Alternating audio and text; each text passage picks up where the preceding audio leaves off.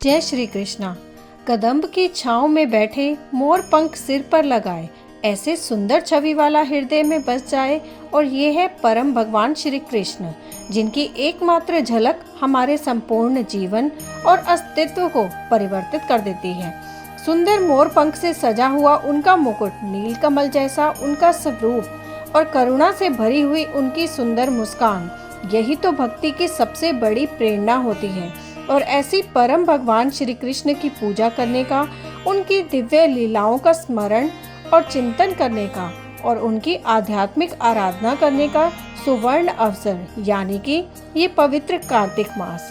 और इस पवित्र कार्तिक मास में इस समय हम श्रवण कर रहे हैं भगवान श्री कृष्ण की सुंदर मधुर लीलाओं का। तो चलिए आज की इस कार्तिक मास कथा का आरंभ करते हुए श्रवण करते हैं आज की सुंदर कार्तिक मास कथा का। आइए आज की कथा आरंभ करते हैं। कार्तिक महात्म्य का छठा अध्याय, जिसके सुनने से सब पाप नाश हो जाएं। कार्तिक महात्म्य का लिखूं छठा अध्याय। नारद जी बोले, जब 2 घड़ी रात बाकी रहे तब तुलसी की मृतिका, वस्त्र और कलश लेकर जलाशय पर जाएं। कार्तिक में जहाँ कहीं भी प्रत्येक जलाशय के जल में स्नान करना चाहिए। गर्म जल की अपेक्षा ठंडे जल में स्नान करने से 10 गुना पुण्य होता है। उससे 100 गुना पुण्य बाहरी कुएं के जल में स्नान करने से होता है। उससे अधिक पुण्य बावड़ी में और उससे भी अधिक पुण्य पोखर में स्नान करने से होता है। उससे 10 गुना झरनों में और उससे भी अधिक पुण्य कार्तिक में नदी में स्नान करने से होता है। उससे भी 10 गुना पुण्य वहाँ होता है जहाँ 2 नदियों का संगम हो, और यदि कहीं 3 नदियों का संगम हो तब तो पुण्य की कोई सीमा ही नहीं है। स्नान से पहले भगवान का ध्यान करके स्नानार्थ संकल्प करना चाहिए। फिर तीर्थ में उपस्थित देवताओं को क्रमशः अर्घ्य, आचमनीय आदि देना चाहिए। अर्घ्य मंत्र इस प्रकार है: हे कमलनाथ, आपको नमस्कार है। हे जलशाही भगवान, आपको प्रणाम है। हे ऋषिकेश, आपको नमस्कार है। मेरे दिए गए अर्घ को आप ग्रहण करें। वैकुंठ, प्रयाग तथा बद्रिकाश्रम में जहाँ कहीं भगवान विष्णु गए, वहाँ उन्होंने 3 प्रकार से अपना पांव रखा था।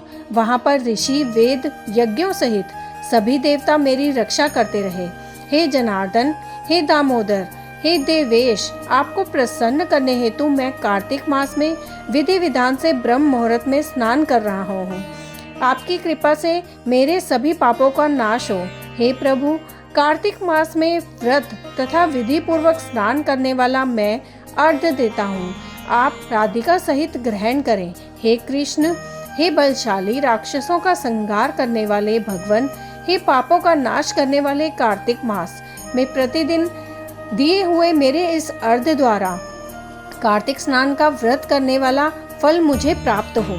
तत्पश्चात विष्णु, शिव तथा सूर्य का ध्यान करके जल में प्रवेश कर नाभि के बराबर जल में खड़े होकर विधि पूर्वक स्नान करना चाहिए। गृहस्थी को तिल और आंवले का चूर्ण लगाकर तथा विधवा स्त्री या यति को तुलसी की जड़ की मिट्टी लगाकर स्नान करना चाहिए।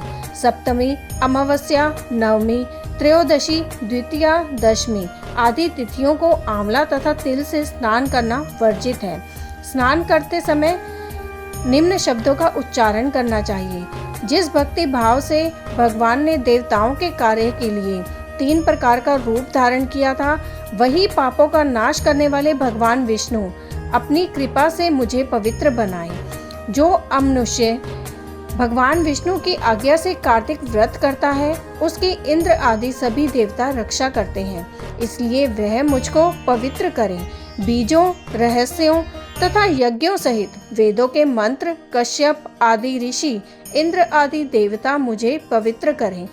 अदिति आदि सभी नारियां, यज्ञ, सिद्ध, सर्प और समस्त औषधियां, वे तीनों लोकों के पहाड़ मुझे पवित्र करें।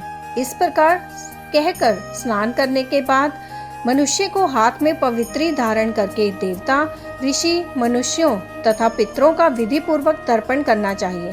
तर्पण करते समय तर्पण में जितने तिल रहते हैं उतने वर्ष पर्यंत व्रती के पितृगण स्वर्ग में वास करते हैं। उसके बाद व्रती को जल से निकलकर शुद्ध वस्त्र धारण करने चाहिए। सभी तीर्थों के सारे कार्यों से निवृत्त होकर पुनः भगवान विष्णु का पूजन करना चाहिए। सभी तीर्थों के सारे देवताओं का स्मरण करके भक्ति पूर्वक सावधान होकर चंदन, फूल और फलों के साथ भगवान विष्णु को फिर से अर्घ्य देना चाहिए। अर्घ्य के मंत्र इस प्रकार हैं। मैंने पवित्र कार्तिक मास में स्नान, तत्पश्चात चंदन, फूल, तांबुल आदि से वेद पाठी ब्राह्मणों का श्रद्धा पूर्वक पूजन करें और बारंबार नमस्कार करें। ब्राह्मणों के दाएं पांव में तीर्थों का वास होता है, मुंह में वेद और समस्त अंगों में देवताओं का वास होता है। अपने कल्याण की इच्छा रखने वाले मनुष्य को इनका ना तो अपमान करना चाहिए और ना ही इनका विरोध करना चाहिए। फिर एकाग्रचित होकर भगवान विष्णु की प्रिय तुलसी जी की पूजा करनी चाहिए। उनकी परिक्रमा करके उनको प्रणाम करना चाहिए। हे देवी, हे तुलसी, देवताओं ने ही प्राचीन काल से तुम्हारा निर्माण किया है और ऋषियों ने तुम्हारी पूजा की है। हे विष्णु प्रिया तुलसी, आपको नमस्कार है। आप मेरे समस्त पापों को नष्ट करो। इस प्रकार जो मनुष्य भक्ति पूर्वक कार्तिक व्रत का अनुष्ठान करते हैं, वे संसार के सुखों का भोग करते हुए अंत में मोक्ष को प्राप्त करते हैं। यही ये कथा समाप्त होती है। ऐसी ही सुंदर श्री कृष्ण की लीलाओं का श्रवण करने के लिए आपके अपने चैनल एस्ट्रो नॉलेज को सब्सक्राइब कर लीजिए, ताकि आने वाले वीडियोस के नोटिफिकेशन आपको मिल सके। जय श्री कृष्ण।